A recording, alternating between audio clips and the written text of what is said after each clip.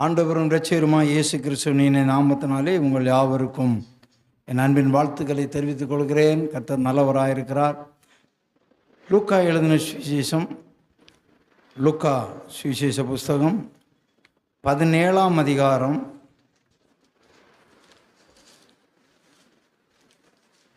32வது வசனத்தை வாசிக்கலாம். லூக்கா 17:32 வசனம். லோத்தின் மனைவியை நினைத்துக் கொள்ளுங்கள். லோத்தின் மனைவியை நினைத்து கொள்ளுங்கள். அல்லேலூயா, ஆமென். இன்றைக்கு செய்தியின் தலைப்பு நினைத்து கொள்ளுங்கள், நினைத்து கொள்ளுங்கள் என்று சொல்லி ஆண்டவர் சில வார்த்தைகளை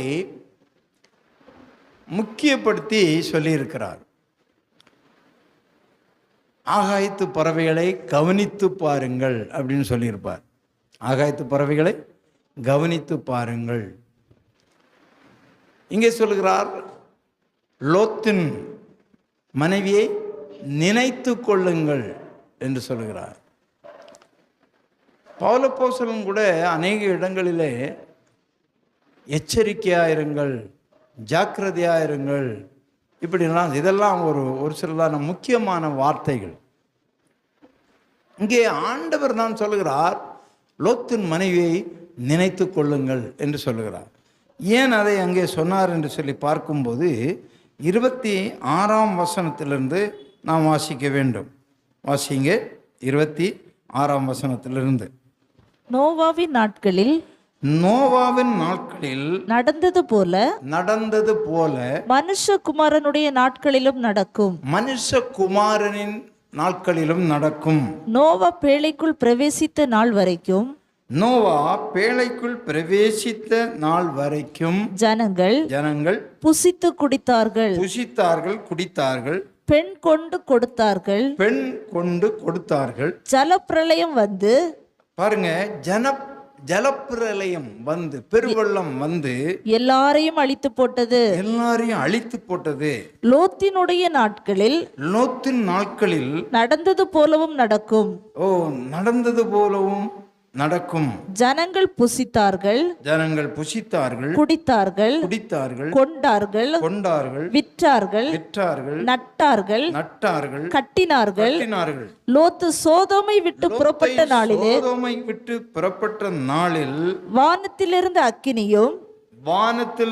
அக்கினியும் கந்தகமும் வருஷித்து எல்லாரையும் அழித்து போட்டது.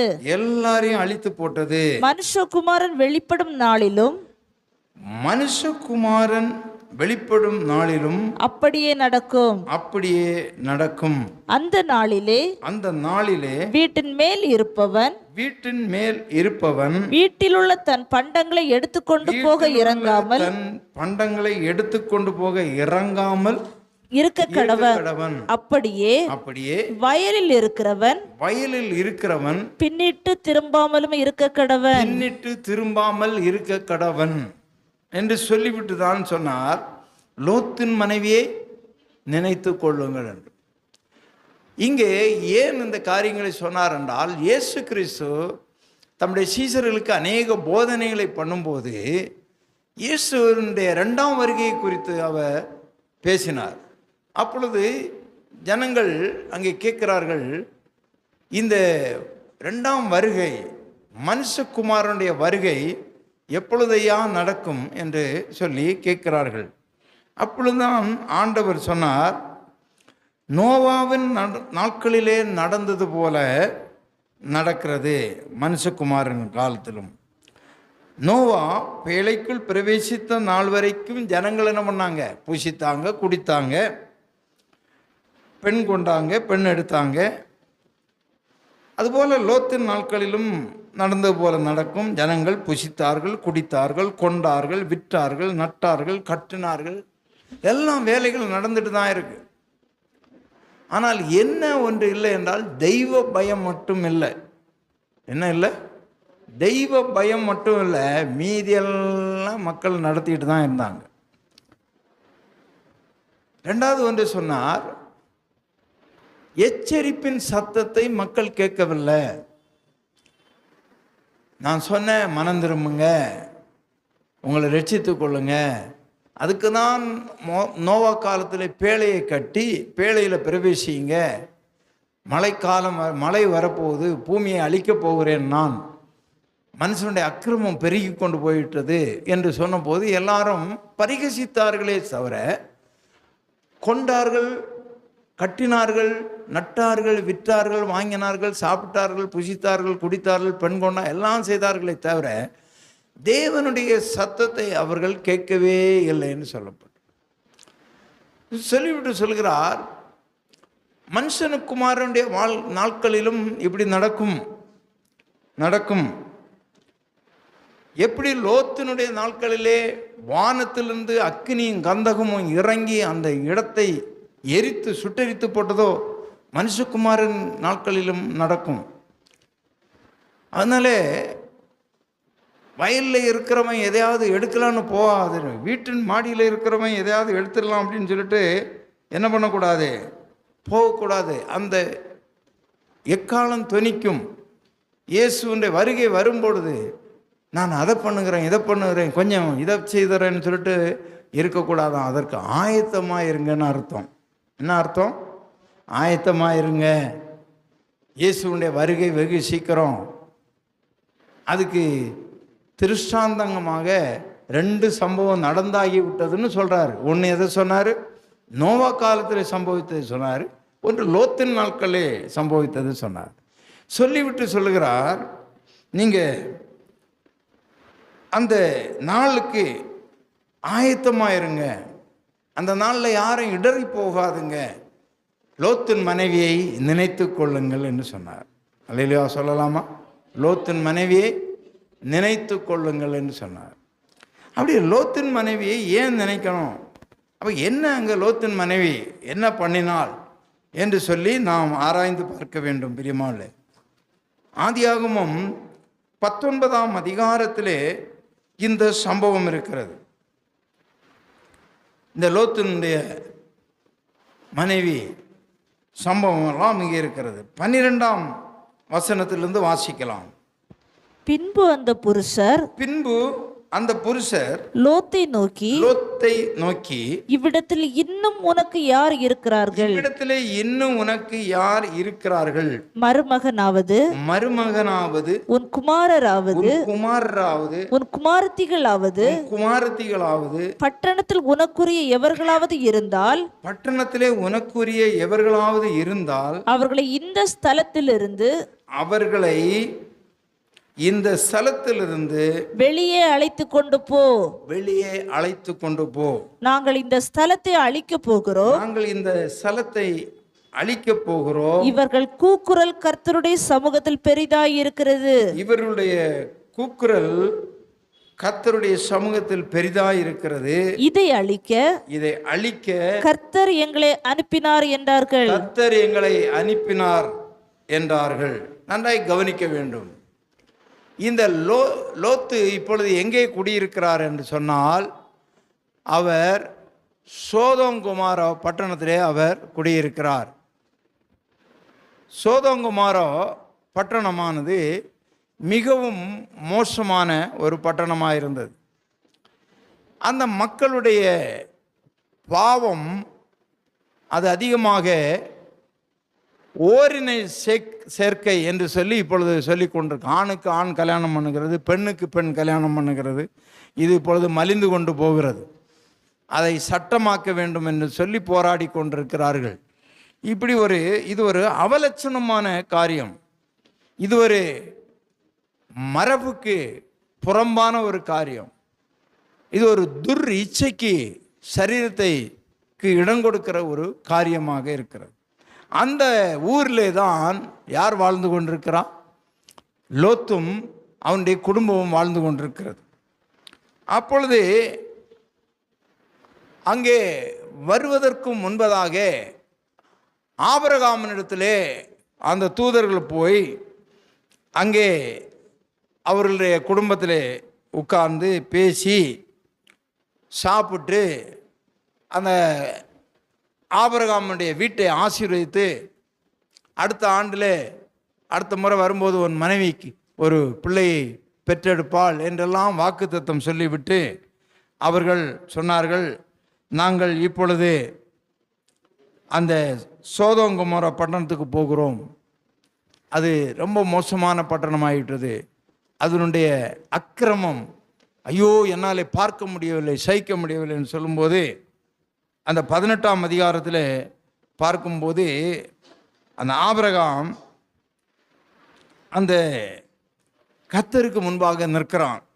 26ஆம் வசனத்தில் இருந்து பார்க்கும்போது, ஐயா ஒரு 50 நீதிமான்களை கண்டா அது நிமித்தம் அந்த பூமியை அழிப்பீரா அப்படின்னு கேட்குறான். அப்போ அந்த கர்த்தருடைய தூதன் என்று அங்கே சொல்லப்பட்டிருக்கிறது. இது இயேசு கிறிஸ்துவை குறிக்கிறது, கர்த்தருடைய தூதன் என்று சொல்லி. எனவே அந்த கர்த்தருடைய தூதன் சொல்கிறார், 50 நீதிமான் இருந்தால் நான் அழிக்க மாட்டேன். ஒருவேளை 5 பேர் குறைய 45 பேர் இருந்தார் என்று கேட்டான்.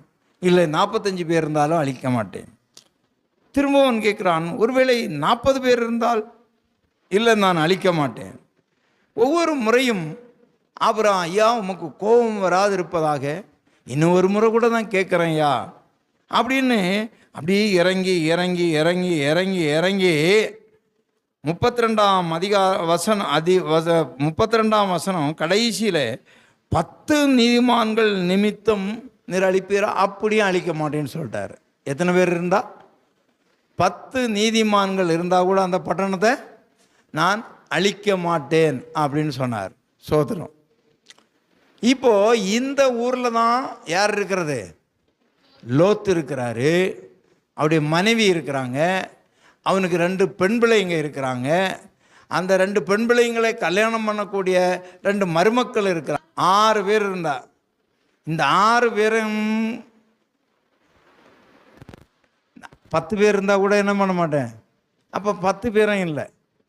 இந்த 6 பேரும் நீதிமான்களான்னு பார்த்தா கூட இந்த 6 பேரும் என்ன கூட இல்லை, நீதிமான்களாக தெரியல.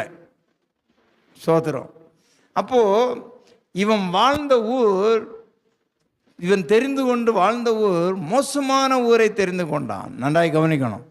இவன் ஆபிரகாமோடு இருந்தவன், ஆபிரகாமுடைய குடும்பத்தை சேர்ந்தவன். தேவன் ஆபிரகாமை தான் அழைத்தார், லோத்தை அழைக்கவில்லை. ஆனால் ஆபிரகாமும் அழைப்பை பெற்று ஆபிரகாம் அவன் வரும்பொழுது தன்னுடைய ஊரை விட்டு, தகப்பனை வீட்டை விட்டு, தேசத்தை விட்டு, இனத்தை விட்டு வரும்பொழுது இவனும் கூட வந்து விட்டான். ஆனாலும் இவனை ஆண்டவர் புறம்பே தள்ளவில்லை.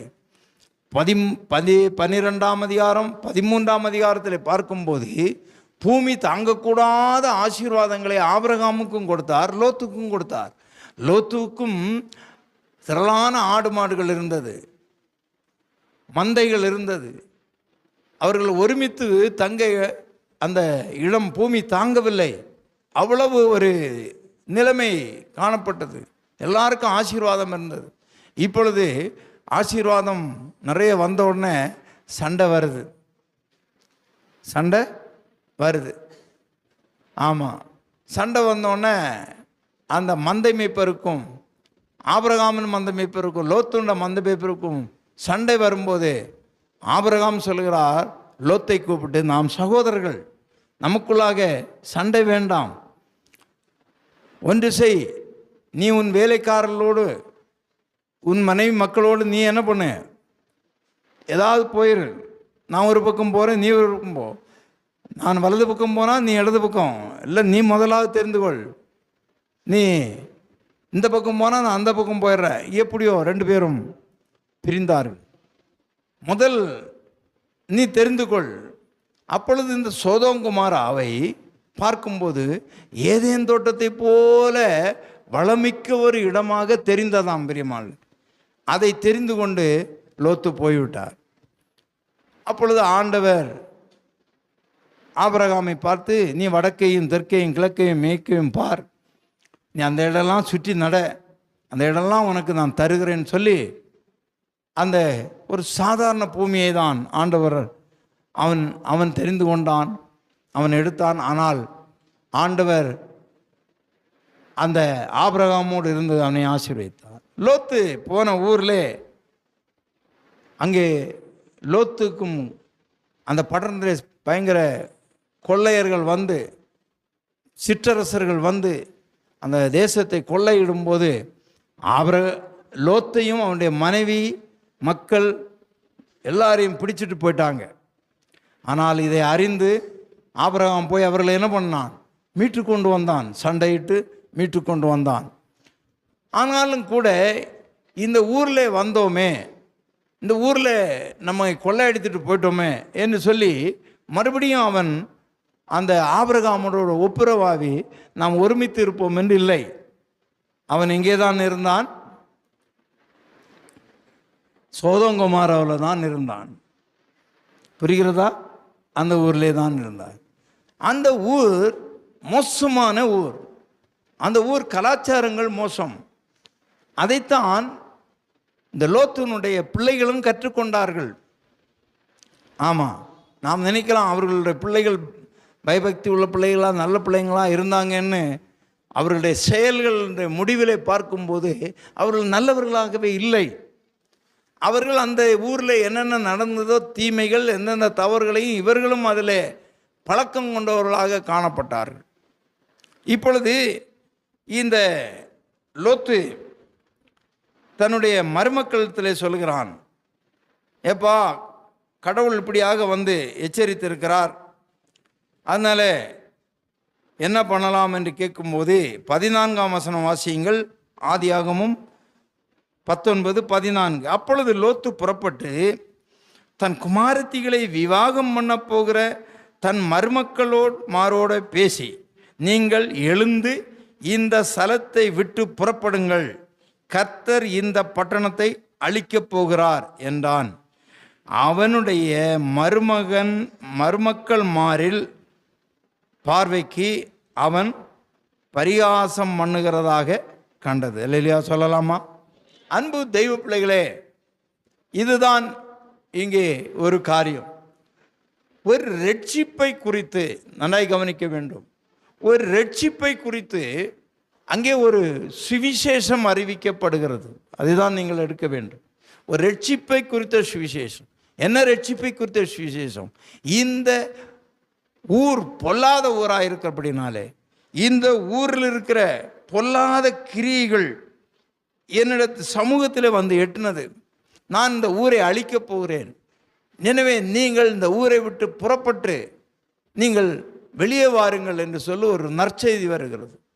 அப்படி நற்செய்தி வரும் பொழுது அந்த மருமக்கள் பார்வைக்கு லோத்து பேசின காரியங்கள் எப்படி இருந்ததாம்? பரிகாசம் பண்ணுகிறதா இருந்ததாம்.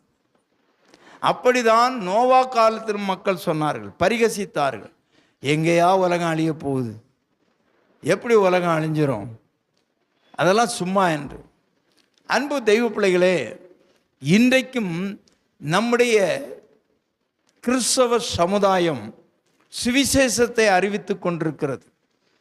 ஊர்களிலே, கிராமங்களிலே, பட்டணங்களிலே, தெருவிலே சுவிசேஷம் அறிவிக்கப்படுகிறது. நீங்கள் மனம் திரும்ப வேண்டும். இயேசு கிறிஸ்துவனுடைய கோபாக்கினை நாள் வரப்போகிறது. ஆண்டவர் இந்த பூமியை நியாயம் தீர்க்க வரப்போகிறார்.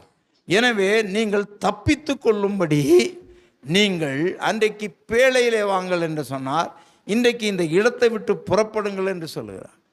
அப்படியானால் அந்த பேழை சபையை குறிக்கிறது. இந்த விட்டு புறப்படுகிற காரியம் நம்முடைய கலாச்சாரங்கள், நம்முடைய மக்கள் செய்கிற பாவங்கள், அக்கிரமங்கள், அநியாயங்கள், அங்கே நாமும் அதில் உழன்று கிடக்காதபடி அதை விட்டு வெளியே வர வேண்டும் என்று கர்த்தர் விரும்புகிறார். ஆனால் அது அந்த மருமக்களின் பார்வைக்கு எப்படி இருந்ததாம்? பரிகாசம் பண்ணுறது போல இருக்கு. இன்றைக்கு அநேகருக்கு ரட்சிப்பை குறித்து சொன்னால் அது பரிகாசமாக இருக்கிறது. நீயா ஞானஸ்நானமாக, பரிசுத்த ஆவியாம், ரட்சிப்பான், இதெல்லாம் எங்கேயா கொண்டு போக போகிறீங்க? பரிகாசமாக இருக்கிறது, பரிகாசமாக. சரி, இப்போ என்ன நடக்குது பாருங்க. அப்படிதான் வேதத்திலையும் கூட 2 பேதுருவின் புஸ்தகம் 3ஆம் அதிகாரம் 3ஆம் வசனத்திலே அங்கே அநேகர் வந்து பரிகாசம் பண்ணினார்கள் என்று வேதத்தில் சொல்லப்பட்டிருக்கிறது. 2 பேதுருவின் புஸ்தகம் 3ஆம் அதிகாரம் 3ஆம் வசனம் என்ன சொல்லுகிறது? முதலாவது நீங்கள் அறிய வேண்டியது என்னவெனில் கடைசி நாட்களில் பரியாசக்காரர் வந்து தங்கள் சுய இச்சைகளின்படியே நடந்து அவர் வருவார் என்று சொல்லுகிற வாக்குத்தத்தம் எங்கே? பிதாக்கள் நித்திரை அடைந்த பின்பு சகலமும் சிருஷ்டிப்பின் தோற்றம் முதல் இருந்த விதமாகவே இருக்கிறது என்று சொல்லுவார்கள். பூர்வத்திலே தேவனுடைய வார்த்தையினாலே வானங்களும் ஜலத்தினின்று தோன்றி ஜலத்தினாலே நிலை கொண்டிருக்கிற பூமியும் உண்டாயினவென்பதையும் அப்பொழுது இருந்த உலகம் ஜலப்பிரளயத்திலே அழிந்தது என்பதை மனதார அறியாமல் இருக்கிறீர்களா? இப்பொழுது இருக்கிற வானங்களும் பூமியும் அந்த வார்த்தையினாலே அக்கினிக்கிரையாக வைக்கப்பட்டு தேவ பக்தி இல்லாதவர்கள் நியாயந்தீர்க்கப்பட்டு அழிந்து போகும் நாள் வரைக்கும் காக்கப்பட்டிருக்கு. எனவே கடைசி நாளில் பரிகாசக்காரர் வந்து சொல்லுவாங்களாம், அந்த காலத்திலே இருந்தது போல தாங்க இருக்கிறது, ஒரு மாறுதலும் இல்லை. இவங்க என்ன இயேசு வருவார் பூமி அழிய போகும்னு சொல்கிறாங்க, அதெல்லாம் ஒன்றும் கிடையாது என்று இன்றைக்கும் சொல்லி கொண்டிருக்கிறார்கள். அன்றைக்கும் அப்படிதான் அந்த லோத்தினுடைய மருமக்கள்மார் என்ன பண்ணாங்க? பரிகாசம் பண்ணாங்க, இல்லையா? ஆனால் நோவானுடைய மருமக்கள் எல்லாம் என்ன பண்ணிட்டாங்க? ரட்சிக்கப்பட்டு வந்துட்டாங்க. ஆனால் இவங்க எல்லாம் அதை ஏற்றுக்கொள்ளலை. சோத்திரம். இப்போ என்ன நடக்கிறது? 15ஆம் வசனத்திலே, ஆதியாகமம் 19:15 என்ன நடக்குது? கிழக்கு வெளுக்கும் போது அந்த தூதர் லோத்தை நோக்கி, பட்டணத்திற்கு வரும் தண்டனையில் நீ அழியாதபடிக்கு எழுந்து உன் மனைவியையும் இங்கே இருக்கிற உன் 2 குமாரத்திகளையும் அழைத்து கொண்டு போ என்று சொல்லி அவனை துரிதப்படுத்தினார்கள். இப்போ என்ன சொல்கிறாங்க? வர்றவங்க வரட்டும்பா, வராதவனை விட்டுரு. துரிதப்படுத்துகிறார்கள். அல்லையா சொல்லலாமா? ஆமாம், இது துரிதப்படுத்தும் காலம். நாம் இப்போது வாழ்கிற காலம் என்ன காலம்? துரிதப்படுத்துகிற காலம். துரிதம். ஆண்டவருடைய வருகை வெகு சீக்கிரமாக இருக்கிறது. நீங்கள் என்ன ஆயிருங்க? ரெடியாயிருங்க. துரிதப்படுத்துகிற காலம். அதனால தான் ஆண்டவர் சொன்னார் வெளிப்படுத்தல, அநியாயம் செய்கிறவன் அநியாயம் செய்யட்டும், அசுத்தமாக இருக்கிறவன் அசுத்தமாக இருக்கட்டும், நீதி செய்கிறவன் இன்னும் நீதி செய்யட்டும், இதோ நான் சீக்கிரமாய் வருகிறேன், அவனுடைய கிரியைக்கு தக்கதாக நான் அளிக்கும் பலன் என்னோடு கூட வருகிறது என்று ஆண்டவர் சொன்னார். அல்லேலூயா சொல்லலாமா? அன்பு தெய்வ பிள்ளைகளே, இன்றைக்கு அநேகர் கிறிஸ்தவர்களை பரிகசித்து கொண்டிருக்கிறார்கள். இயேசு வருகிறார்னு எங்கே சொல்கிறாங்க அப்படின்னு. ஆனால் இங்கே அந்த தூதர்கள் அந்த லோத்துவை என்ன பண்ணினார்களாம்? துரிதப்படுத்தினான். ஏப்பா, மருமக்கள் வரலையா? அவன் கிடக்குறான், நீ என்ன பண்ணு, சீக்கிரம் வெளியே வான்னு துரிதப்படுத்தினார். ஆமாம். 16ஆம் வசனம் வாசிங்க. அவன் தாமதித்து கொண்டிருக்கும் போது கர்த்தர் அவன் மேல் வைத்த இரக்கத்தினாலே அந்த புருஷர் அவன் கையையும் அவன் மனைவியின் கையையும் அவன் 2 குமாரத்திகளின் கையையும் பிடித்து அவனை பட்டணத்திற்கு வெளியே கொண்டு போய் விட்டார். இங்கே இன்னொரு சம்பவம் நடக்கிறது. இவனும் தாமதித்து கொண்டிருக்கிறான். யாரு? லோத்தும் என்ன பண்ணிட்டு இருக்கிறான்? எச்சரிப்பின் சத்தத்தை கேட்ட பிறகும் லோத்து தாமதித்து கொண்டிருக்கிறான். என்ன தாமதித்து கொண்டிருப்பான்? ஒருவேளை மருமக்கள்கிட்ட போய் பேசி பார்த்துருப்பானோ என்னவோ தெரியாது. ஒருவேளை இந்த மக்களும் மகள்களும் மனைவியும், இருங்கங்க, பட்டு புடவை எடுத்துக்கிறேன், இருங்க அந்த பெட்டியை கொஞ்சம் எடுத்துக்கிறேன், இருங்க இதை எடுத்துக்கலாமா அதை எடுத்துக்கலாமா. இப்போது ஒருத்தர் வந்து என்ன பண்ணுறாங்கன்னா வர்றாங்க, ஏப்பா இந்த ஊரை காலி பண்ணிவிட்டு சீக்கிரம் போங்க, இங்கே எதுவும் ஒன்றும் நடக்க போகணுன்னா நீங்கள் என்ன பண்ணுவீங்க? வண்டியை பிடிச்சி இதை ஏற்றலாமா அதை ஏற்றலாமா இதை ஏற்றலாம். ஆமாம், உடஞ்சி போன அம்மிக்கல்லையும் தூக்குடா அப்படின்னு. உரலா? இந்த உரலில் இருந்ததான அந்த குழவியை காணோமே, எங்கே இருக்குன்னு பாருடி, ஓடி போடுடி, பாரு அங்கே தேடு இங்கே. கிடைச்சது பாதி கிடைச்சேன், இப்போ தாமதிக்குது. ஆமாம், தாமதிக்கும்போ ஏங்க வண்டி புறப்பட போகுது, வாங்க என்ன அப்படின்னு. இந்த கல்யாணத்துக்கு பாருங்கள், இருங்கங்க இப்போ தான் புடவை கட்டிகிட்டு இருக்கிறாரு, இருங்க வேஷ்டி கட்டுறாரு, பேண்ட்டு போடுறாரு அப்படின்னு. ஆமாம், நானும் பார்த்துருக்கேன். சில ஆம்பளைங்க கீழே போட வேண்டிய பட்டனை மேலே போடுவாங்க, மேலே போட கீழே போடுறாங்க. அவசரம், வண்டி என்ன போகுது, கிளம்ப போகுது அப்படின்னு. ஆமாம், அப்புறம் வண்டியில் ஏறி உட்காந்துக்கிட்டு மனைவி பார்ப்பாங்க, ஏங்க சட்டை பட்டனை சரியாக போடுங்க அப்படின்னு. எப்படியோ துரிதப்படுத்துகிறாங்க, வாங்க முதல்ல கிளம்புங்க, வண்டி கிளம்பும். அல்லேலூயா சொல்லலாமா? எப்படியோங்க 17ஆம் வசனம் என்ன சொல்கிறது? அவர்களை வெளியே கொண்டு போய் விட்ட பின்பு அவர், உன் ஜீவன் தப்ப ஓடிப்போ, பின்னிட்டு பாராதே, இந்த சம பூமி எங்கும் நில்லாதே, நீ அழியாதபடிக்கு மலைக்கு ஓடிப்போ என்றார். இங்கே ஆண்டவர் என்ன சொன்னார்? அவர்களிடத்தில் சில வார்த்தைகளை சொல்லுகிறார். என்ன சொல்லுகிறார்? வெளியே கொண்டு வந்து விட்டாச்சு. இப்போ என்ன சொல்கிறாரு? உன் ஜீவன் தப்ப நடந்து போன்னு சொல்லலை. எப்படி போன்னு சொன்னார்? ஓடிப்போ. இது துரிதமான காலம், ஆண்டோடைய வருகை வெகு சீக்கிரம். அதனால நீங்கள் இன்னும் இங்கே நம்ம உழண்டுட்டு கிடக்கலான்னு நினைக்காதுங்க. ஓடி போக வேண்டிய காலம் இது. ஆமேன். அதனால் வேகமாக வரணும். ப்ரேயருக்கு வந்தால் என்ன வரணும்? வேகமாக வரணும். 5 மணிக்கு ப்ரேயர்னா 6 மணிக்கு 6:15 வரக்கூடாது, ஓடி வரணும். இல்லையா சொல்லலாமா? ஏன் நானே வந்தேன், எனக்கு இடுப்பம் விளங்கல்ல, கையம் விளங்கல்ல, காலம் விளங்கல்ல, காலம் நடக்க முடியல, நீங்கள் வேறு எங்கேயா ஓடுறது, நடக்கவே முடியலை, இதில் வேறு ஓட சொல்கிறீங்க அப்படின்னு. ஆமாம், உங்கள் வாஞ்சையை ஆண்டவர் அறிவார். இல்லையா சொல்லலாமா? ஆமாம். இவர் என்ன சொல்கிறாரு? நீ ஓடிப்போ, பின்னிட்டு பார்க்காத, பின்னால் யார் வர்றா யார் வரல நீ பார்க்கவே பார்க்காத. ஆமாம், நான் நினைக்கிறேன் லோத்து முன்னால் ஓடி இருப்பார். இந்த பெண்ணு பிள்ளைங்கெல்லாம் என்ன பண்ணியிருக்கான்? அப்பா பின்னால் ஓடி இருப்பாங்க, அதுக்கு பின்னால் யார்? அம்மா ஓடி இருப்பாங்க. அப்போ பின்னிட்டு பாராதேன்னு சொன்னால், லோத்து நீ பின்னால் யார் வர்றதுன்னே பார்க்காத. பொண்ணுங்க, நீ பின்னால் யார் வர்றதுன்னு பார்க்காத. மனைவியே, நீ பின்னால் யார் வர்றதுன்னு பார்க்காத. யாருமே பின்னிட்டு பார்க்கக்கூடாது, ஓடுங்க, நேரே பார்த்து ஓடு, நேரே பார்த்து ஓடு அப்படின்னு சொன்னார். அடுத்தது என்ன சொன்னார்? இந்த சமபூமி எங்கிலும் நில்லாதே, நிற்காத. அந்த ஓட்டம் ஸ்டெப் பை ஸ்டெப்பு போயிட்டே இருக்கணும், நிற்கவே கூடாதுன்னு சொல்லிட்டார். நீ அழியாதபடிக்கு எங்கே ஓடிப்போ? ஒரு மலைக்கு ஓடிப்போ. சோதரம்.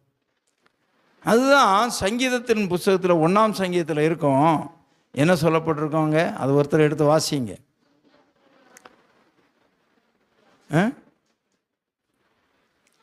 பாரு, சண்டே கிளாஸ் பிள்ளைங்க கூட சொல்ல மாட்டேங்கிறீங்க பாருங்க.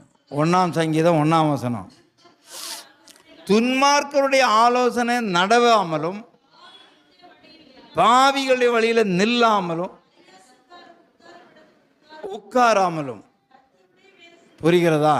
அப்போ சில வழிகள் இருக்கிறதுங்க. அது என்ன வழி? பாவிகளுடைய வழியிலே என்ன செய்யக்கூடாதான்? என்ன சொல்லியிருக்கு அங்கே? என்ன சொல்லியிருக்கு? அதை பார்த்து படிங்க. பாவிகளுடைய வழியில் நில்லாமலும். சில பேர் அப்படி வந்து நிற்பாங்க, இந்த காரணங்களில் நிற்பாங்க, அந்த காரணங்களில் நிற்பாங்க. இவங்க எதிர்பார்க்குற ஆள் வர்றதுக்காக நின்றுட்டு இருப்பாங்க. நிற்காத, நீ அங்கே நிற்காத, உனக்கு இங்கே என்ன வேலை? நிற்காத. அடுத்தது பரிகாசக்காரர், உட்கார்ற இடத்துல உட்காராத. முதல்ல நிற்கவும் செய்யாத, உட்காராத. அப்புறம் பாவிகளுடைய வழியில் நில்லாமலும். அதுக்கு முன்னால் ஒன்று இருந்தது. அது முதல்ல ஆலோசனை, துன்மார்க்கருடைய ஆலோசனை. ஆமாம், இந்த பிள்ளைங்கெல்லாம் ஒன்று சேருவாங்க லீவில். இங்கே போகலாமா அங்கே போகலாமா, ஒருத்தி சொல்ல அங்கே போகலாம், ஒருத்தி சொல்ல இங்கே போகலாம், ஒருத்தர் அங்கே போகலாம். ஆமாம், சில குடும்பங்கள் அப்படி தான். 2 நாள் லீவ் வந்துச்சுன்னா, பொங்கலுக்கு காணும் பொங்கல் வந்துச்சுன்னா போதும், அவ்வளோதான். மெரினா பீச்சு போகலாமா, குயின்ஸ்லாண்டு போகலாமா, இல்லை வேறு எங்கேயா போகலாமா அப்படின்னு இவங்க அப்படின்னு ஆலோசனை. முதல்ல ஆலோசனை. இந்த ஆலோசனையும் பண்ணக்கூடாது, தீய ஆலோசனைகள். நிற்கவும் கூடாது தேவையில்லாத இடத்துல, உட்காரவும் கூடாது பரிகாசக்காரர் உட்கார இடத்துல. இதெல்லாம் பண்ணாதுன்னு அங்கேயே சொன்னார். இங்கேயும் என்ன சொல்கிறாரு? நீ ஜீவன் தப்ப ஓடிப்போ, பின்னிட்டு பாராதே, சமபூமி எங்கு நில்லாதே, மலைக்கு ஓடிப்போ அப்படின்னு. சரி, 18ஆம் வசனம் வாசிங்க. அதற்கு லோத்து, அப்படி அல்ல ஆண்டவரே. 19ஆம் வசனம் அதிகாரம், ஆதியாமத்து வாங்க, நான் இங்கே தான் இப்போ வந்துட்டேன். என்ன சொல்கிறாரு? அதற்கு லோத்து, அப்படி அல்ல ஆண்டவரே. இன்றைக்கு நிறைய பேர் ஆண்டவர் சொல்லுகிற ஆலோசனை கீழ்ப்படுகிறதில்லை. இவங்க ஒரு அப்படி அல்ல ஆண்டவரே. இதுதான் அநேகருடைய வாழ்க்கையிலே ஆசீர்வாதத்தை கொண்டு வராததற்கு காரணம் என்ன என்றால், ஆண்டவருக்கு ஆலோசனை சொல்லுகிறார்கள். இங்கே என்ன சொல்கிறான்? அப்படி அல்ல ஆண்டவரே. ஆமாம், மலைக்கு ஓடிப்போ, ஜீவன் தப்ப ஓடிப்போ, நிற்காம ஓடிப்போ, பின்னிட்டு பார்க்காம ஓடிப்போன்னு சொன்னால் இவன் என்ன சொல்கிறான்? அப்படி அல்ல ஆண்டவரே.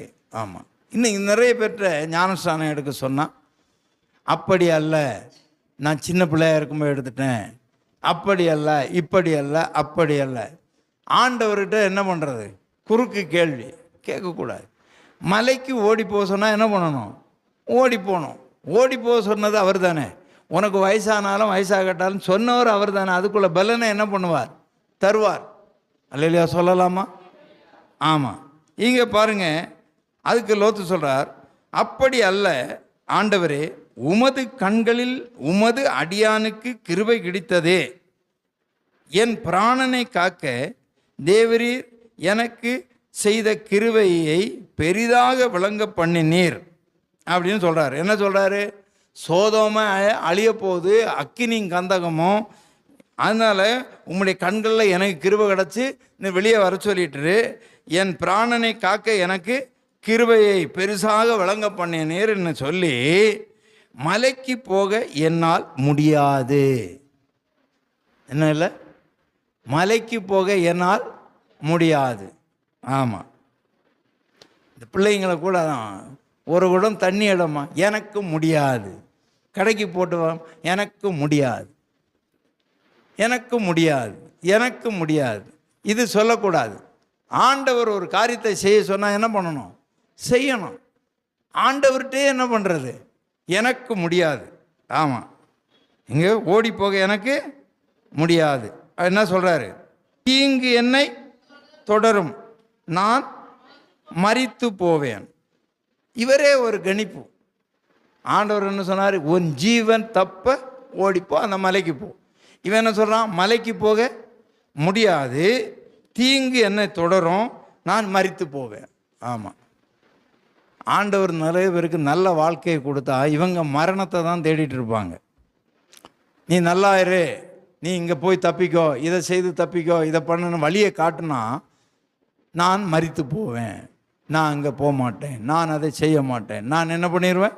செத்து போயிடுவேன், நான் மரித்து போவேன். இது இல்லாததை நினைத்து ஒரு கற்பனை. ஆண்டவர் ஒரு வழியை சொல்லும்போது அதுக்கு கீழ்ப்படிந்து விட வேண்டும். நம்மவா ஒன்றை என்ன பண்ணக்கூடாது? நினைக்கக்கூடாது. நம்மவா ஒன்று நினைக்கக்கூடாது. சரி, இப்போ இவர் ஆண்டவருக்கு ஒரு ஆலோசனை சொல்கிறார். அதோ அந்த ஊர் இருக்கிறதே, நான் அதற்கு ஓடி போகத்தக்கதாய் அது கிட்ட இருக்கிறது, சின்னதுமாயிருக்கிறது, என் பிராணன் பிழைக்க நான் அங்கே ஓடி போகட்டும், அது சின்ன ஊர் தானேன்னு சொல்கிறார். இப்போ என்ன சொல்கிறாரு இவர்? இப்போ பக்கத்தில் இருக்கிற ஊருக்கு போயிடுறேன், மலை ரொம்ப தொலைவாக இருக்கிறது, நான் மலைக்கு போக முடியலை, என்னால் அது போக முடியாது, இந்த சின்ன ஊர். அப்போ ஆண்டவர்கிட்ட இவர் என்ன சொல்கிறார்? அந்த சின்ன ஊரை மட்டும் விட்டு வையேன், அந்த சின்ன ஊரில் நான் என்ன பண்ணுறேன்? அல்லையா சொல்லலாமா? ஆமாம், சின்ன ஊர், அந்த சின்ன ஊரில் போய் நான் என்ன பண்ணிடுறேன்? நான் இருந்துடுறேன் அப்படின்னு சரிட்டு. சரி, ஆண்டவர் என்ன பண்ணுறாரு? அதற்கு அவர், நீ கேட்டுக்கொண்ட ஊரை நான் கவிழ்த்து போடாதபடிக்கு இந்த விஷயத்திலும் உனக்கு அனுக்கிரகம் பாராட்டினேன், தீவிரமாய் அங்கே ஓடி தப்பித்துக்கொள், நீ அங்கே போய் சேர் மட்டும் நான் ஒன்றும் செய்யக்கூடாது என்றார். ஆகையால் அந்த ஊர் சோவார் எனப்பட்டது. அல்லையா சொல்லலாமா? இப்போ தெரிகிறது அவங்களுக்கு. அந்த மலைக்கு போடிப்போ, நான் இந்த பூமியை அழிக்க போகிறேன்னு சொல்லும்போது இவன் என்ன சொல்கிறான்? இங்கே பக்கத்தில் ஒரு ஊர் இருக்குது, நான் அங்கே போகிறேன். அப்போ ஆண்டவர் தன்னுடைய மனதை என்ன பண்ணுறார்? சரியப்பா, அந்த ஊரை நான் அழிக்கல, அந்த ஊரையும் அழிக்கிறதுக்கு தான் ஆண்டவர் திட்டம். நீ அந்த ஊரில் போய் இரு, அந்த ஊரை நான் அழிக்கலை. நான் நம்முடைய வாழ்க்கையில் செய்கிற தவறுகளை பாருங்கள். ஆண்டவர் சொல்கிறது கடினமோ பெரிதோ சரிதோ நம்ம கீழ்ப்பணிஞ்சிடணும். நம்ம அவருக்கு ஒரு ஆப்ஷன் கொடுக்குறது. ஆமாம், நம்மளே ஒரு காரியத்தை ஆப்ஷன் தெரிந்து கொள்ள, நான் இங்கே போயிடுறேன், இது எனக்கு நல்லா இருக்கும், இது நல்லா இருக்கும், நான் இப்படி இருந்துடுறேன் ஐயா, நான் இப்படி இருந்துடுறேன், இதில் மட்டும் எனக்கு தான் கொஞ்சம் தயவு காட்டுங்க ஐயா அப்படின்னு. இன்னைக்கு நிறைய பேர் அவங்க விருப்பத்தை தான் ஆண்டவர்கிட்ட கேட்டு நிறைவேற்றுறாங்க, ஆண்டவருடைய விருப்பத்தை நிறைவேற்றுவது கிடையாது. இல்லையா சொல்லலாமா? ஆம். அன்பு தெய்வ பிள்ளைகளே, சில காரியங்கள் ஆண்டவர் நம்முடைய வாழ்க்கையில் அனுமதிப்பது பிற்காலத்தில் அது நல்லதுக்காக இருக்கும். நம்மவா என்ன பண்ணிடுறதுன்னா கேட்டு வாங்கிடுறது. இல்லை ஆண்டவரே, எனக்கு இதை இப்படி பண்ணி தாரோம், அப்படி பண்ணி தாரோம், அப்படி தண்ணி பாரோம், அப்படி தரோம், சரி பரவாயில்ல. ஆண்டவர் இரக்கமுள்ள தெய்வம். அவர் என்ன பண்ணுறாரு? உங்கள் இஷ்டத்துக்கு விட்டுறாரு, உங்கள் இஷ்டத்துக்கு விட்டுறாரு. சரி, அடுத்தது நடக்கிறது என்ன பாருங்கள்.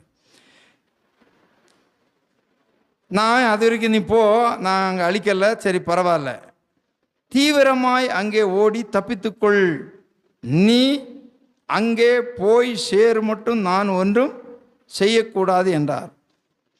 ஆகையால் அந்த ஊர் சோவார் எனப்பட்டது. லோத்து சோவாருக்குள் வரும்போது பூமியின் மேல் சூரியன் உதித்தது. இப்போ எங்கே என்ன நடக்குது? விடிய காலையில் நடக்கிறது. புரிகிறதா? இரவு சென்று விடியற் காலையில் நடக்கிறது. பிரியமான தேவனுடைய பிள்ளைகளே, ஒரு அடுத்த ஒரு நாள் பிறக்கிறது. சூரியன் இப்பொழுது உதித்து விட்டது. ஆம், நீதியின் சூரியன் ஆகிய இயேசு உதித்து விட்டார். நமக்கு இது விடிவு காலம். இந்த அனுக்கிரக காலத்தை நம்ம பற்றி கொள்ளணும், அதை ஒழுங்காக பிடிச்சு கொள்ளணும், அதுதான் அதுக்கு அர்த்தம். சரி, அடுத்த வசனம் என்ன சொல்லுகிறது? அப்பொழுது கர்த்தர் சோதோமின் மேலும் கொமாராவின் மேலும் கர்த்தராலே வானத்திலிருந்து கந்தகத்தையும் அக்கினியையும் வருஷிக்க பண்ணி அந்த பட்டணங்களையும் அந்த சம பூமி அனைத்தையும் அந்த பட்டணங்களின் எல்லா குடிகளையும் பூமியின் பயிரையும் அழித்து போட்டார். அவன் மனைவியோ பின்னிட்டு பார்த்து உப்பு தூண் ஆனாள். புரிகிறதா? இப்போ ஆண்டவர் அவருடைய விருப்பத்தின்படி அவர் செய்யவில்லை. இப்பொழுது இவன் எக்ஸ்கியூஸ் கேட்குறான். அவ்வளோ தூரம் போக முடியாது, இப்படி போக முடியாது, மலைக்கு போக முடியாது, சின்ன ஊர், அதை அழிக்காமல் விட்டுறோம், நான் அங்கே உட்காந்துடுறேன், எப்படியெல்லாம் கேட்டான். சரி, எல்லாவற்றையும் ஆண்டவர் தந்தார். நிலையில சொல்லலாம். இன்னைக்கு நிறைய பேருக்கு ஜெபம் கேட்கப்பட்டு இருக்குன்னு சந்தோஷப்பட்டு இருக்கிறாங்க. சந்தோஷப்படாதுங்க. நீங்களாக கேட்கக்கூடாது. உம்முடைய சித்தம் என்னில் ஆகட்டும், அது எதுவாக இருக்கட்டும்னு கேட்கணும். இல்லை ஆண்டவரே இப்படி பண்ணோம், அப்படி பண்ணணும், தருவார். உங்கள் மன விருப்பத்தின்படி தருவார். அது பின்னால் என்ன உண்டாகும் உங்களுக்கு? சரி, இப்போது இவ்வளவு பண்ணிகிட்டு இருக்கிறாங்க. ஆண்டவர் இவ்வளவு இரக்கம் உள்ளவர். சரி, அவன் கேட்டபடியே பண்ணனான். அப்போ கூட அந்த குடும்பத்தில், அந்த குடும்பத்து ஸ்ரீ அவன் என்ன பண்ணா, அந்த தெரிந்து கொண்ட பட்டணத்துக்கு, அந்த அந்த சின்ன பட்டணத்து போகிறதுக்கு கூட அவளுக்கு என்ன இல்லை, இஷ்டம் இல்லாமல் கொஞ்சம் பின்னிட்டு பார்த்தாலும். பின்னிட்டு பார்த்ததிலே எவ்வளோ காரியம் இருக்கிறது. அவள் எதை பின்னிட்டு பார்த்திருப்பாள்? அவள் வாழ்ந்த ஊரை பின்னிட்டு பார்த்தாள். அவள் அதில் வாழ்ந்த ஊரில் அவள் என்னென்ன பண்ணாலோ அதையெல்லாம் பின்னிட்டு பார்த்தாள். அவள் அங்கே என்னென்ன வச்சுருந்தாலோ அதையெல்லாம் பின்னிட்டு பார்த்தாள். என்னென்ன கலாச்சாரங்களை பின்பற்றினாங்களோ அதையெல்லாம் பின்னிட்டு பார்த்தாள். எல்லாவற்றையும் பின்னிட்டு கொஞ்சம் நேரம் நின்று யோசித்தாள். அந்த அக்கினி வந்து இறங்கி அவள் அங்கே எரிஞ்சு கறிக்கட்டையாக உப்பு தூணா அங்கே நின்று விட்டா. உப்பு தூணா என்ன ஆயிட்டா? நின்றுட்டு இருக்கிறான். சோதரம் 27ஆம் வசனம். விடியற் காலத்தில் ஆபிரகாம் எழுந்து தான் கர்த்தருக்கு முன்பாக நின்ற இடத்திற்கு போய் சோதோம் கொமோரா பட்டணங்களின் திசையும் சமபூமியா தேசமுடைய நோக்கி பார்த்தான்.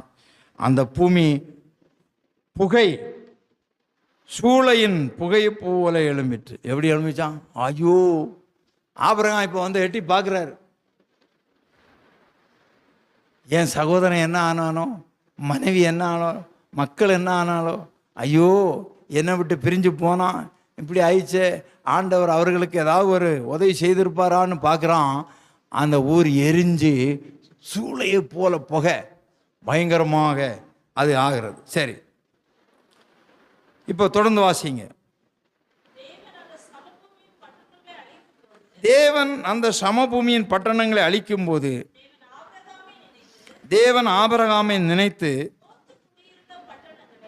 லோத்து குடியிருந்த பட்டணங்களை தாம் கவிழ்த்து போடுகையில்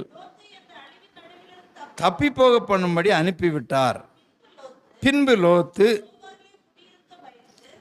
சோவாரிலே குடியிருக்க பயந்து சோவாரை விட்டு போய் அவனும் அவனோடு கூட அவன் 2 குமார்த்திகளும்.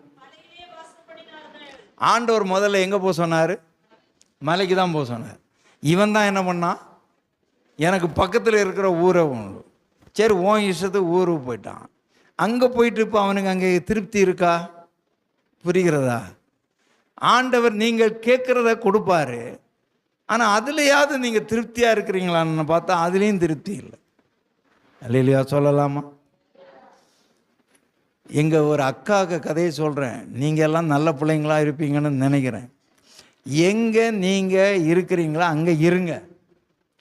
என்னையா அந்த டேவிட் பிரதர் நடத்துகிறாரு, ஜெபிக்கிறாரு, என் குடும்பத்துக்கு ஒன்றுமே ஆகலையா, வேறு எங்கேயாவது போகலாமா? அந்த அக்கா இன்னொரு இடத்துக்கு கூப்பிட்டாங்க. இன்றைக்கி நிறைய பேர் அப்படி தான் தாவிட்டு இருக்கிறாங்க. நீங்கள் நல்லவங்க, வந்ததுலேருந்து நானும் பார்க்குறேன், நீங்கள் ஒழுங்காக இருக்கிறீங்க. அதனால் உங்களுக்கு கொடுத்த இடத்துல என்ன பண்ணுங்க, ஏதோ நல்லதோ கெட்டதோ வந்துட்டோம், அங்கேயே வாழும். அடிக்கடி புருஷனை மாற்றக்கூடாது, அடிக்கடி மனைவியும் மாற்றக்கூடாது. வாழ்க்கை பட்டுட்ட பிறகு என்ன தான் பண்ணணும்? அவன் நல்லவளோ கெட்டவளோ அவளோட அனுசரித்து வாழ்ந்துட்டு தான் போகணும். அதுதான் வாழ்க்கை. துடுக்கு அப்படின்னு பொட்டியை தூக்கிட்டு ஓடணும். எவ்வளோ நாள் ஓடுவேன்? எங்கே ஓடுவேன்? கவனமாக இருக்கணும். அப்போ நிறைய பேருடைய வாழ்க்கையில் அவர் சொல்கிறதுன்னு கேட்குறது கிடையாது. நிறைய பேர் சொல்லுவாங்கள்ல, சொல் புத்தியும் கிடையாது, சுய புத்தியும் கிடையாதுன்னு சொல்லுவாங்க.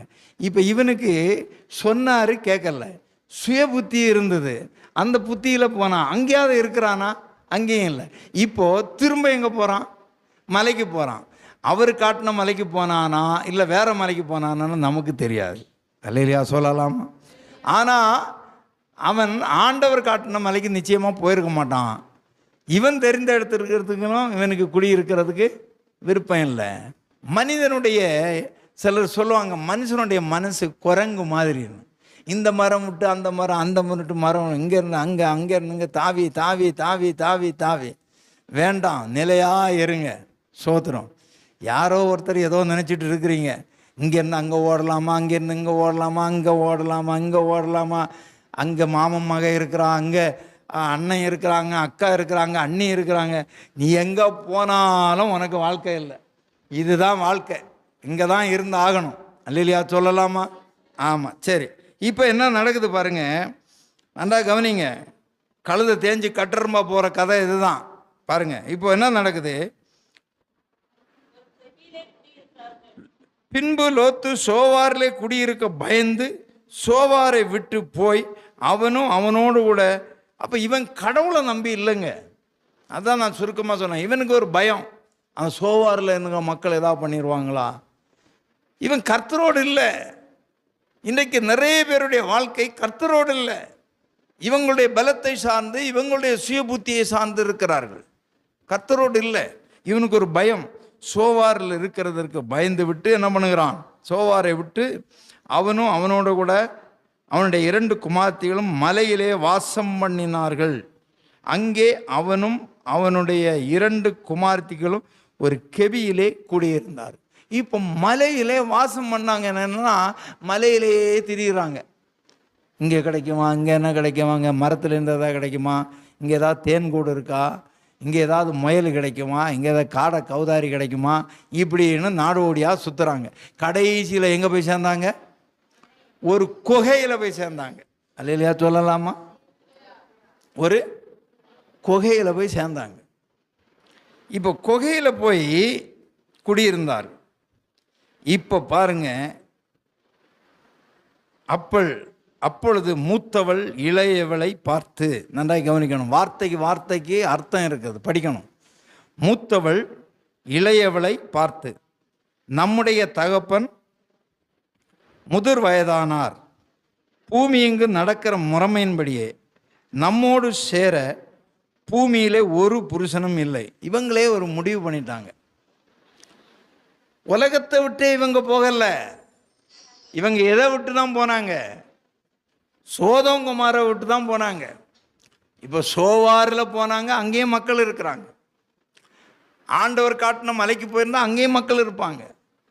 இன்னொரு பூமிக்கு போனால் அங்கே மக்கள் இருப்பாங்க. இவங்களே முடிவு பண்ணிடுறாங்க, இப்போ எங்கள் அப்பன் மட்டும்தான் இருக்கிறான் கிழவன், மீதி எல்லாம் பூமியில் ஆளே இல்லை. எங்கள் ஊரில் சொல்லுவாங்க, பூனை கண்ணை மூடிச்சன்னா உலகமே இருண்டா மாதிரி அதுக்கு நினைப்பான். இவங்களுக்கு மனக்கண் இருளடைந்து விட்டது. தெய்வத்தை பார்க்கிறதை விட்டு விட்டாங்க. இவன் மூத்தவள் இளையவளை பார்க்கிறா. மூத்தவள் இளையவளை பார்த்து, நன்றாய் கவனிக்கணும், ஒவ்வொரு வார்த்தைக்கும் அர்த்தம் இருக்குது. இவங்க ரெண்டு பேரும் ஒருத்தர் மூஞ்சி ஒருத்தர் பார்த்துட்டு இருக்கிறாங்க. சில வீடுகளில் சில சாவு நடக்கும். அப்போது 4 நாள் 5 நாள் 10 நாள் ஆனால் அங்கேயே உட்காந்துரு ஒருத்தர் அப்படியே உட்காந்துருப்பாங்க. சொந்தக்காரங்க யாராவது கொஞ்சம் தைரியசாலி, என்ன ஒருத்தர் முகத்தை ஒருத்தர் பார்த்துட்டு உட்காந்துட்டே இருக்கிறீங்க, எழும்பி வேலைகளை பாருங்கள் அப்படின்னு சொல்லுவாங்க. புரிகிறதா? இவங்களை 2 பேரும் யாரும் முகத்தை பார்த்துட்டு இருக்கிறாங்க? ஒருத்தர் முகத்தை ஒருத்தர் பார்த்துட்டு தகப்பனையும் பார்க்குறாங்க. நல்லா கவனிங்க, தகப்பனை பார்க்குறாங்க. பார்த்து தகப்பன் முதிர் வயதானவர், பூமி இங்கே நடக்கிற முறைமையின்படி நம்மோடு சேர பூமியில் ஒரு புருஷனும் இல்லை. எப்படிப்பட்ட முடிவு பண்ணிட்டாங்க பாருங்கள்.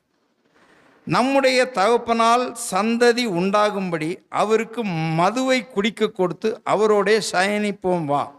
அப்படியே அன்று இரவு மூத்தவ போய் தகப்பனோடு தவறான உறவு கொண்டிருக்கிறார். தகப்பனுக்கு என்ன கொடுத்து? மதுவை கொடுத்து இவள் தகப்பனோடு தவறான உறவு கொண்டிருக்கிறார். இதை நான் கொஞ்சம் விளக்கி சொன்னால் உங்களுக்கெல்லாம் கஷ்டமாக இருக்கும். இந்த பெண்கள், நான் சொல்லுவேன், என்னுடைய பிரசங்கத்தை சிலர் என்னடா இவர் இவ்வளவு பேசுகிறாருன்னு, அந்த பெண்கள் சரியில்லாதவர்கள் நீங்கள் நினைக்கக்கூடாது. என்னையா லோத்தின் குமாரத்திகள்னு நினைக்க? லோத்தின் குமாரத்திகள் சரியில்லாதவங்க. அவங்க வாழ்ந்த இடத்திலே இவங்கள் விபச்சாரிகளாய் வாழ்ந்தவர்கள். இவர்கள் சரியானவர்கள் அல்ல. ஒரு வயதான தகப்பனுக்கு மதுவை கொடுத்து தகப்பனோடு போய் அவர்கள் உறவு கொள்கிறாள்னு சொன்னால் எவ்வளவு எக்ஸ்பீரியன்ஸுக்காரியாக இருந்திருப்பாய்வா, எவ்வளோ மோசமானவளுங்கள் நினைத்து பார்க்க வேண்டும்.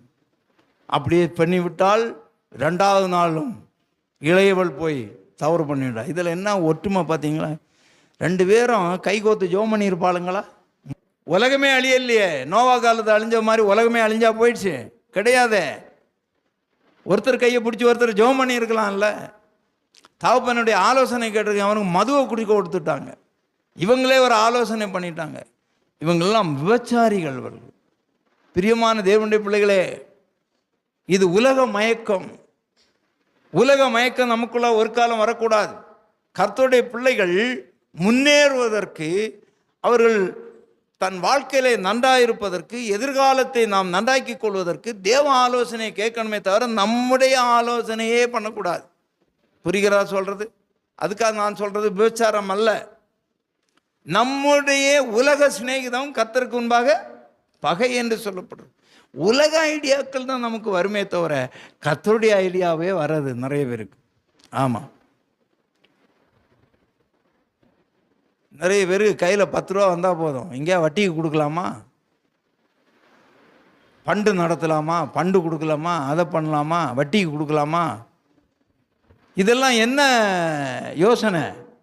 உலக யோசனை. தெய்வம் நம்மை நடத்துவார், தெய்வம் நம்ம காப்பாற்றுவார் என்ன எண்ணம் இல்லாமல் நம்ம இப்படி பண்ணிடலாம், அப்படி பண்ணிடலாம், இதை பண்ணிடலாம், கந்து வட்டிக்கு விட்டுடலாம், மீட்டர் வட்டிக்கு விட்டுடலாம், டெய்லி வட்டிக்கு விட்டுடலாம், தண்டலுக்கு விட்டுடலாம், அதை பண்ணிடலாம், இதை பண்ணிடலாம். தவறான யோசனைகள், தவறான எண்ணங்கள். இதைத்தான் இந்த தவறுகள். எப்படியோ 2 பேரும் பிள்ளை பிறந்ததுங்க. 37ஆம் வசனம் வாசிங்க. அது 36 கூட வாசிங்க. இவ்விதமாய் லோத்தின் குமார்த்திகள் இருவரும் தங்கள் தகப்பனாலே கர்ப்பமாதியானார்கள். அசிங்கம், எவ்வளோ அசிங்கம்! இப்போ மூத்தவள் ஒரு குமாரனை பெற்று மோவாப் என்று பெயரிட்டாள். அது இந்நாள் வரைக்கும் இருக்கிற மோவாபியருக்கு தகப்பன். இளையவளும் ஒரு குமாரனை பெற்று அவளுக்கு பென்யமி என்று பெயரிட்டாள். இந்நாள் வரைக்கும் இருக்கிற அம்மோன் புத்திரருக்கு தகப்பன். இந்த அம்மோன் புத்திரரும் மோவாபியரும் பிற்காலத்திலே ஆண்டவர் சொன்னார், கர்த்தருடைய சபைக்கு உட்படல் ஆகாது என்று சொன்னார். புரிகிறதா உங்களுக்கு? அப்போ ஒரு தெய்வ பக்தி உள்ள மனுஷனோடு புறப்பட்டு வந்த லோத்து இப்பொழுது எப்படி மாறி போய் அவனுடைய சந்ததி தேவ சபைக்கே உட்படலாகாத ஒரு சந்ததியாய் மாறிவிட்டது. கவனமாய் நாம் இருக்க வேண்டும். நம்முடைய மனம் போன போக்கில் வாழ்வதற்கு ஆண்டவர் நம்மை அழைக்கவில்லை, ஆண்டவர் நம்மை தெரிந்து கொள்ளவில்லை. ஆம், அதனால தான் நான் ஒரு செய்தி எழுதினேன். அந்த செய்தி என்ன என்றால், இந்த ஆபிரகாமும் லோத்தையும் பற்றி எழுதும்போது, அழைக்கப்பட்டவன் ஆசீர்வதிக்கப்பட்டான், ஆசைப்பட்டு வந்தவன் அவதிப்பட்டான் என்று சொல்லி எழுதியிருக்கிறேன். ஆண்டவர் யாரை அழைத்தார்? லோத்தை அழைக்கலையே, ஆபிரகாமை அழைத்தார். அவன் ஆசீர்வதிக்கப்பட்டான். இவன் ஆசைப்பட்டு வந்தவன் கூட வந்தா கடவுள் தோன்றி வா உன்னை பெரிய ஆளாக்குவேன்னு சொன்ன உடனே இவன் ஆசைப்பட்டு வந்தவன் அவதிப்பட்டான் கடைசி வரைக்கும். அன்பு தெய்வ பிள்ளைகளே, நாம் ரொம்ப கவனமாக இருக்க வேண்டும். சில சந்தர்ப்பங்கள் வித்தியாசமாய் வரும். சில சேஞ்சஸை நம்முடைய குடும்பங்களில் ஆண்டவர் உண்டாக்குவார். அது நமக்கு பிடிக்குதோ பிடிக்கலையோ, சில குடும்பங்களே சில காரியங்கள் சம்பவிக்கும். சில வாழ்க்கையில் தடுமாற்றங்கள் வரும். நான் வாழ்ந்து கொண்டிருக்கிற அந்த லோத்து நினச்சிருப்பான், நான் இங்கே பல வருஷம் வாழ்ந்துட்டேன், இப்போ என்ன இங்கேருந்து போக சொல்கிறாரு? நீ பல வாழ்க்கை வாழ்ந்து கொண்டிருக்கலாம், அந்த வாழ்க்கையை விட்டு வா வெளியே, அந்த வாழ்க்கையை விட்டு வெளியே வான்னு சொல்லும்போது அவனுக்கு வர இஷ்டம் இல்லை. அங்கே சாக்கு போக்கு சொல்லுகிறான். மனைவி பாதியிலே போயிட்டா, அது போயிட்டு அதோட போயிடுச்சு. இவன் உயிரோடு இருக்கிறவன் அந்த மலைக்கு போக முடியாது, இவன் பக்கத்தில் இருக்கிற இடத்துக்கு போகிறேன், சரி போ அங்கேயா போய் தொலை, அதை நான் அழிக்காமல், அங்கே எனக்கு பிடிக்கல, நான் இன்னொரு இடத்துக்கு போகிறேன். பாருங்கள், ஒரு மனிதனுடைய வாழ்க்கையில் உண்டாகிற தடுமாற்றங்கள். கவனமாக இருப்போம். ஒரு முடிவை எடுப்பதற்கு முன்பாக தேவ சமூகத்தில் உட்காருங்கள். ஒரு முடிவை எடுப்பதற்கு முன்னால் பல முறை யோசியுங்கள். இந்த காரியம் சரிப்பட்டு வருமா, அந்த காரியம் சரிப்பட்டு வராதாமா, இதை செய்யலாமா செய்யக்கூடாதா, 1க்கு 10 தடவை. அதுக்காக உபவாசம் இருங்க, அதுக்காக தேவனுடைய சமூகத்தில் அழுங்க, அதற்காக கண்ணீர் விடுங்க. தேவன் தெளிவான திட்டத்தை உங்களுக்கு கொடுப்பாரானால் அவருடைய வார்த்தைக்கு கீழ்ப்படியுங்கள். அது உங்களுக்கு ஆசீர்வாதமாக இருக்கும். எனவே யாரை நினைத்து கொள்ளுங்கள்? லோத்தின் மனைவியை நினைத்து கொள்ளுங்கள். அவள் ஒன்றும் அனுபவிக்க முடியாமல், ஆண்டவர் வைத்திருக்கிற ஆசீர்வாதம் அனுபவிக்காமல் போனான். ஆனால் இந்த லோத்து அவன் இஷ்டத்துக்கு போனபடினாலே, அவன் ஒரு தவறான பாதையை தெரிந்து கொண்டபடினாலே அவன் வாழ்க்கை முழுவதையும் பிள்ளைகளே அழித்து விட்டார்கள். அவனுக்கு சுயநினைவில்லை. அவனுக்கு மதுவை குடிக்க கொடுத்தார். நான் சொல்லுவேன் பிரியமானே, ஆள் நடமாட்டம் இல்லை என்று அந்த பெண்கள் சொல்லுகிறார்கள். அந்த ஊர்வர்களுக்கு புதிது, அப்படிதானே? மது எங்கேருந்து வந்தது? நான் தான் கேட்குற கேள்வி. இந்த மது எங்கேருந்து வந்தது? அப்படியானால் சோதோமை போட்டு நீ புறப்பட்டு ஓடிப்போ, ஜீவன் தப்போ போகும்போன்னு சொல்லும்போதே பாட்டிலோடு தான் ஓடி போயிருக்கிறாளுங்க. அப்போ குடிகாரிங்க இவனுங்க யாரு? குடிகாரிங்க. ஆனால் வேஷமான வாழ்க்கை வாழ்ந்துட்டு இருந்தாங்க சோதோங்குமாரில்.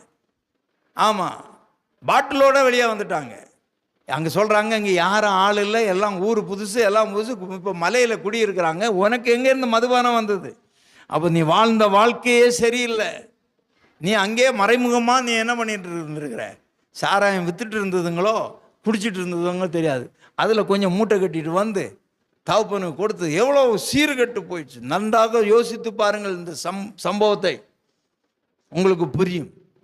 எனவே அன்பு தெய்வ பிள்ளைகளே, நம்முடைய வாழ்க்கையை நாம் நிதானித்து பார்க்க வேண்டும். ஆண்டவருக்குள்ளாக ஒரு வாழ்வு கிடைக்கிறதுக்கு அது வாழ்வோ சாவோ அதிலே இருந்துடணும். நம்ம இஷ்டத்துக்கு ஒரு வாழ்க்கையை நம்ம என்ன பண்ணக்கூடாது, அமைத்துக்கொள்ள விரும்பக்கூடாது. இதை பண்ணலாமா, அதை பண்ணலாமா, அங்கே ஓடிடலாமா, அங்கே ஓடிடலாமா, இதை செய்திடலாமா, அதை பண்ணிடலாமா. ஆண்டவர் சொல்லுவார், அப்படி சரி இதை செய்யணும், இல்லை எனக்கு அது பிடிக்கல, இதை பண்ணுறேன் அதை பண்ணுறேன்.